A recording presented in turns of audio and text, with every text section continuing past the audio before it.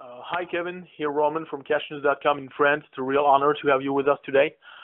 Um, my Thank you. my first question would be, for the past 15 years, the Japanese style wrestling incredibly influenced the American market.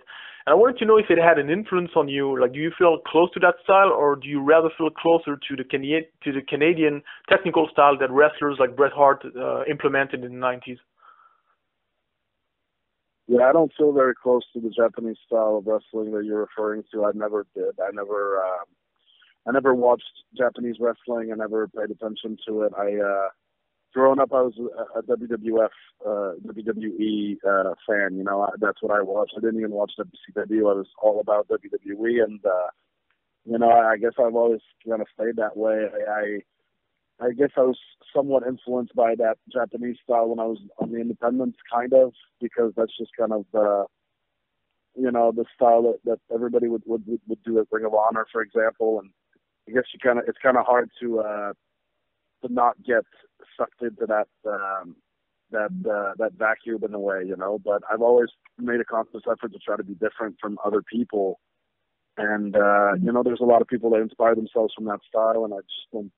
Not only is there enough people doing it, I also don't think that's really for me. So I've never really consciously made an effort to be, that kind of wrestling. That's for sure. Yeah. My second question would be, seeing recent shows or seeing like different shows like NXT, which you helped put on the map, or the UK tournament that actually took place the past weekend, there seems to be a different tone in today's WWE. I would say it's a little bit non-nonsense and more sports-like. Do you feel like in the near future, Raw or SmackDown could adopt that kind of atmosphere?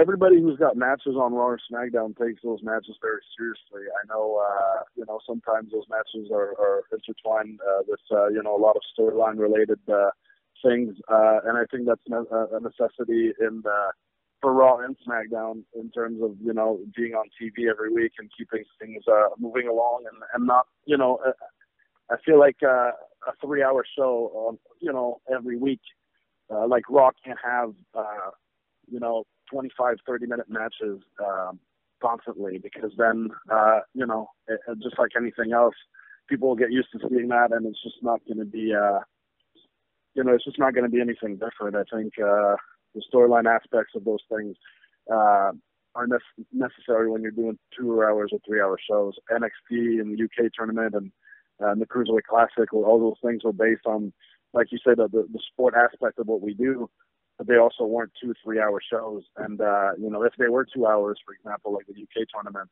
you still had elements of storyline and progression, just those video packages to kind of introduce the competitors. That's really what it boils down to is storyline. It's to make sure that people know the individuals behind the moves, behind the athleticism, So I think that storyline aspect is an important part of what we do on Raw and SmackDown. I don't see that changing anytime soon. Okay. And my final question would be, since you talked about your days on the independent scene and also the young talent that has been introduced to the American public on the recent tournament, do you have one guy from the independent circuit that you would love to see in WWE one day? Some guy that we probably haven't heard about yet? I mean, I don't know anybody that you haven't heard about that I could name, especially considering how WWE lately has been giving opportunities to so many people from the independents. I guess there's some guys that I want to see here eventually, like Adam Cole, but that's a well-known fact. Or, there's these guys from Canada, 3.0, they're a tag team. And I think they'd be fantastic in NXT or in 205 Live or, on Raw or SmackDown. So there's plenty of guys like that. But I don't think it's anybody that you guys have never heard of. Yeah. Well, great.